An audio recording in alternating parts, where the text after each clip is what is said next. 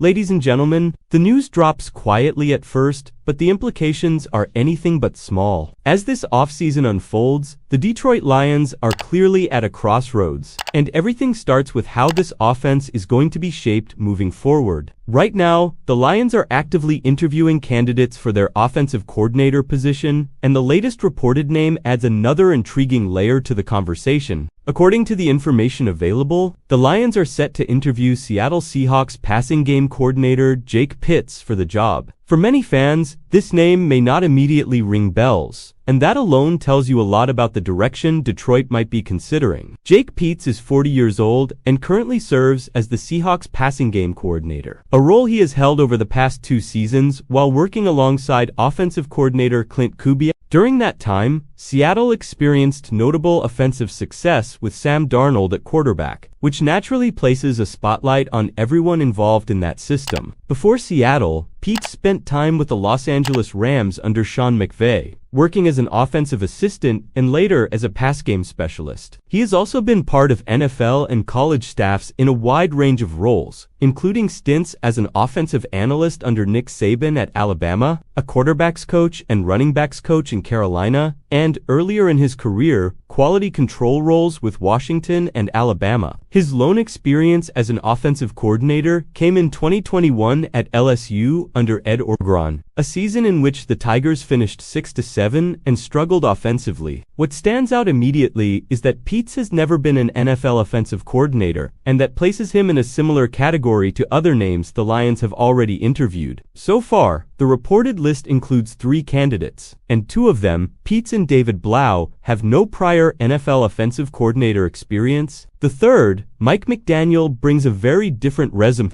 having coordinated offenses with the San Francisco 49ers and served as head coach of the Miami Dolphins, but he is also reportedly drawing interest elsewhere, including a head coaching interview with the Tennessee Titans. This raises a legitimate question about what the Lions are really looking for. Is this simply about finding the best offensive mind available, or is there something more nuanced happening behind the scenes? When you look at recent history, it becomes impossible to ignore the pattern. Veteran offensive coordinators have not lasted long in Detroit under Dan Campbell. Anthony Lynn arrived as an experienced play caller and was removed from his role 8 games into the 2021 season. More recently, Johnny Morton, another veteran with play calling experience, saw his duties taken away and was gone within weeks during the 2025 season. After the season ended, Campbell himself was asked whether he would call plays going forward, and his answer was far from definitive. He openly said he was not sure, that uncertainty matters. If Dan Campbell is still weighing whether he wants to call plays, it changes the type of coordinator who makes sense for this role. A younger, less established candidate like Jake Pitts or David Blau might be more willing to step into a situation where play calling duties are unclear. A more established coordinator, someone with a strong track record and a clear vision, may not be interested in a job where authority over the offense is potentially split or temporary. This does not mean the Lions lack appeal as a destination. The roster has talent, the culture is strong, and the window to compete is still open. But the structure of the job itself could be influencing who is willing to take it. At the same time, the Lions are facing major decisions with their personnel, and few are more emotional or complicated than the situation surrounding David Montgomery. When General Manager Brad Holmes spoke recently, his comments about Montgomery were honest, respectful, and telling. Montgomery has 2 years left on his contract, but Holmes acknowledged that discussions are ongoing about what the best plan is for the veteran running back moving forward, including the possibility that it may be elsewhere. Holmes made it clear that the organization respects Montgomery and believes he deserves to be in a situation where his skill set is properly utilized. The numbers tell a powerful story. When Montgomery rushed for more than 42 yards in a game, the Lions were undefeated. In games where his production dropped below that mark, losses piled up far more often. Despite this, his usage declined significantly as the season went on. Jahmyr Gibbs started all 17 games, played nearly twice as many snaps, and emerged as one of the most dynamic backs in the league. Montgomery, meanwhile, finished with 716 rushing yards and 8 touchdowns. Still productive, still effective, but often watching from the sideline. There was no public complaining, but frustration was evident, even if quietly expressed. Financially, Montgomery's contract is manageable. He is set to earn around $5.49 million